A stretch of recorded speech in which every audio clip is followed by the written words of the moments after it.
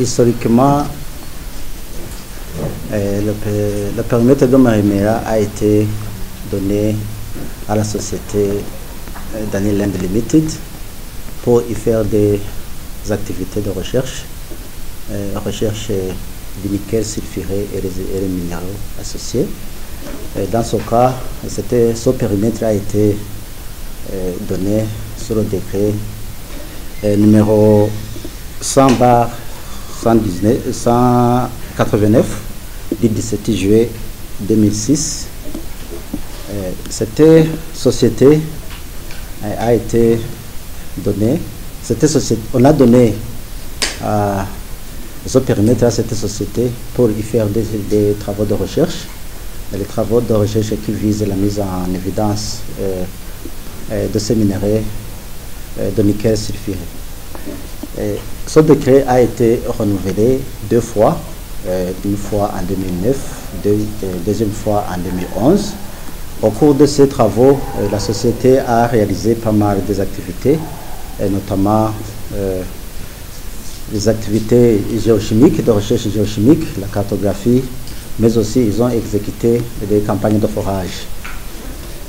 Ils ont pu exécuter 19 forages qui totalisent à peu près 6325 mètres, c'est-à-dire plus de 6 mètres, mais cette profondeur est répartie en 19 forages qu'ils ont exécutés. Et compte tenu des informations qu'on a reçues ici et là, qu'au niveau de Marimera, on a trouvé pas mal de minéraux non encore identifiés. On s'est rendu sur le lieu et on a fait des constats et observations. Ce qu'on a pu trouver, c'est que ce qu'on a jugé comme des minéraux, ce sont des carottes, autrement dit, ce sont des échantillons de roches carottées qui ont été laissés par la société après les activités. Là, alors, on peut se demander pourquoi ces carottes ont été mises de ce côté. Premièrement, quand on est en train de faire ce genre de prospection, bien de recherche par forage, toutes les carottes ne portent pas de minéralisation ou bien une indication de minéralisation. Et c'est dans ce cas que la partie jugée minéralisée, c'est-à-dire partie non stérile, cette partie a été remise au ministère de l'énergie et des mines de l'époque. Et la partie qui a été jugée stérile a été laissée sur le terrain. Alors, puisque l'équipe de la société était basée là où on a trouvé ces carottes, ces échantillons de roches, c'est-à-dire les puits dans lesquels on a trouvé ces échantillons, il leur servait de puits pour y mettre des ordures. Cela signifie que ce terrain appartenait à la paroisse, mais aussi les maisons que vous avez trouvées là ont été construites par la société et à leur départ, ces maisons ont été données à la paroisse comme cadeau.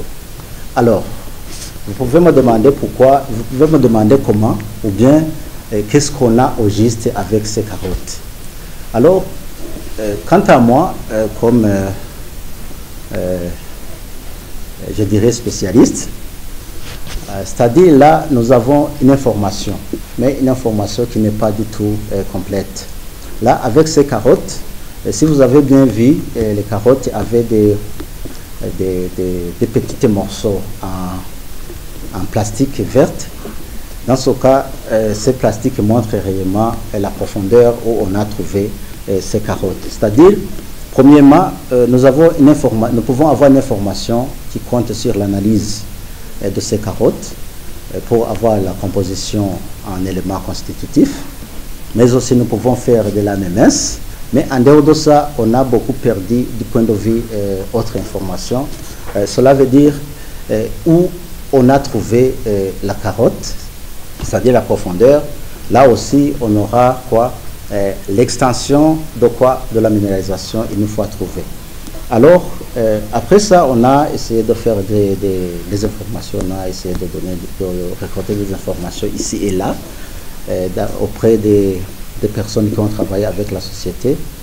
Et dans ce cas, on a pu dire que Le forage d'eau du Djungu qui a donné des teneurs assez considérables, allant entre 0,9 et 1,125 comme teneur en sulfure ou aussi en nickel sulfure. À ce qui concerne autre chose, c'est-à-dire qu'une fois qu'on aura de telles informations, il faut y aller doucement, voir qu'on ne peut pas détruire l'information, parce que, compte tenu de ce que vous avez vu de l'autre côté, c'est que chaque carotte est orientée, et chaque orientation donne une information. Alors, ce qui importe plus, cette information nous aide beaucoup à remonter sur le lieu où on a trouvé la carotte, mais aussi de savoir à quelle profondeur une minéralisation peut être trouvée.